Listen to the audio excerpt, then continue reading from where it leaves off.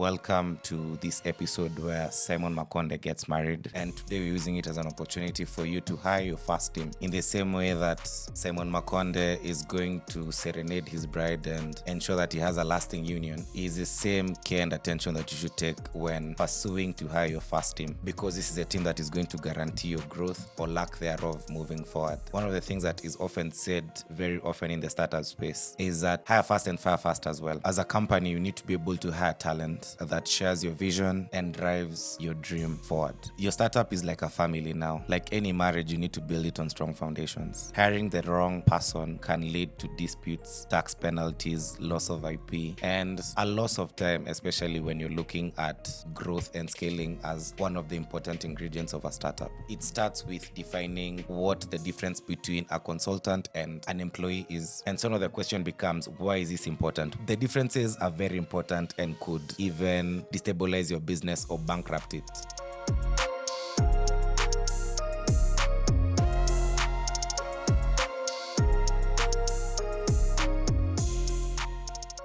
Hello, welcome to Lawtus Legal for Founders. My name is Kega, managing partner of Kega & Company Advocates, as well as the head of legal at Swipe Limited. Welcome to this episode where Simon Makonde gets married, and today we're using it as an opportunity for you to hire your first team in the same way that Simon Makonde is going to serenade his bride and ensure that he has a lasting union. Is the same care and attention that you should take when pursuing to hire your first team, because this is a team that is going to guarantee your growth or lack thereof moving forward. One of the things that is often said very often in the startup space is that hire fast and fire fast as well. Therefore, as a company, you need to be able to hire talent that shares your vision and drives your dream forward. And so when you're looking at the very first team, one of the other legal considerations that you often need to be aware of is that for the first initial team, there is often a need to give them a portion of the shares. And this is often going to be done through a sliding scale depending on who came in first. And so typically you'll find that the allocation is around 10% for the first initial employees, so that you can equally be able to give them skin in the game in the same way that we mentioned before. And so in that respect, this initial team that you're going to be getting is going to be very critical in terms of, one, how you are going to be achieving your dream and your goals, and secondly, and more importantly, how it's going to be executed, because execution and scaling is what is going to assure and guarantee your growth as a startup. And so welcome back, founders and doers. Today we're going to understand exactly how you should navigate this, when to hire a consultant, when to hire an employee. And today I'm also going to give you one of the tricks that I use to be able to determine how to do this and decipher it well. Welcome. Your startup is like a family now. Like any marriage, you need to build it on strong foundations. Hiring the wrong person can lead to disputes, tax penalties, loss of IP, and a loss of time, especially when you're looking at growth and scaling as one of the important ingredients of a startup. And so in that respect, getting this right is very important. And it starts with defining what the difference between a consultant and an employee is. And it starts with determining the difference between a consultant and an employee. When you're looking at a consultant, there are some certain things that are going to be at play in terms of that relationship. And that the same is going to apply to an employee. For an employee, it's fairly simple. They are going to be under an employer who is going to determine how they're going to do their work, when they're going to do their work, the tools that they're going to use, as well as the delivery of this work. On the flip side, when you have a contractor, their work is mostly going to be project-based, based on milestones and KPIs. These people are going to be paid not a salary, but a lump sum on account of the work that they've been able to do, which would either be subject to withholding tax. And it would also mean that some of the obligations that the employer would have to pay would not apply to the contractor. For example, the statutory deductions such as NSSF, NHIF, and the same that apply both in South Africa, Nigeria, as well as here. And so in that respect, there is a 4-part test that has been able to be created to determine whether an individual is a consultant or whether they're an employee. The first test is one of control. So does the employer maintain a level of control over certain dynamics of what the individual does? Do they control their time? Do they control how the work is going to be done? Do they determine how the tools of trade in terms of the execution of the work? When you're looking at an employee-employee relationship, the employer is going to dictate all that. But on the flip side, the contractor is the one who's going to manage their own time, determine how the deliverables are going to be done, and then their work is only going to be performing on certain timelines or against a certain roadmap. One of the other things that is important to note in terms of that relationship as well is that over and above control, you also have integration. By integration, what the court is going to try and understand is how important are these person services to your operations. For example, is your work core to the business? A person who's a head developer would be difficult to be placed as a consultant because of how critical their role would be in terms of the success of the company. But if you have an intern who's probably doing data entry, then that is a person who can easily be deemed as a consultant because their work is not core to the businesses of the startup. At the same time, you also look at the economic reality. By the economic reality, in the context of an employee-employee relationship, it's going to be a salary as well as certain benefits such as retirement benefits or things along that line. On the flip side, when you're looking at a consultant, they're mostly going to be paid upon per project or based on certain timelines or deliverables that need to be met. And lastly, the last test that we use is mutuality of obligation, meaning that for an employer-employee relationship, there is an expectation that when I leave work today, there's some work that is going to be waiting for me tomorrow. Or even if I go for a holiday, there's still an expectation in my mind that there's some work that is expected of me from my boss. But when you're looking at a consultant, it's only going to be project-based. It's only going to be based on timelines.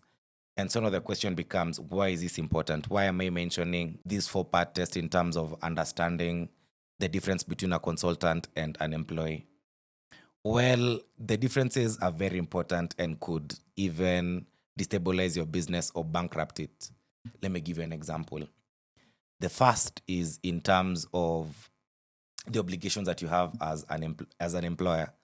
First is that you can't fire an individual out of the blue without ensuring that there's been fair termination. There are some circumstances that would warrant immediate termination, especially in instances of gross misconduct. But generally, you'll find that an employee is going to have a certain notice period that is often around 30 days to be able to terminate the employee. In the flip side, a contractor can be terminated almost on demand, especially if they're not able to meet some of the criteria that was set before. And so in that respect, we see the very first difference in terms of why that would be important. At the same time, the employer has a mandatory requirement of making certain statutory deductions on your behalf, whether that's payee, whether that's NSSF, whether that's SHA. And the same is going to be is going to apply in Nigeria as well as in South Africa, in that an employer still retains some certain requirements in terms of the statutory deductions that they need to make. Within the context of a contractor, the only thing that you need to do, other than paying the person, is maybe maybe ensuring that the individual has paid withholding tax. But for an employer, if you don't pay this, it becomes due and payable, and there are some certain penalties that are going to apply.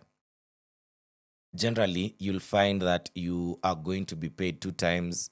You're going to have to pay 2 times in back taxes, as well as 5% in terms of a monthly penalty. So look at it from this perspective where you've had a dev for 3 years and you've probably been paying them as a consultant $2,000. And KRA suddenly tells you that this person is an employee and not a contractor, you need to pay all that payee for all those years.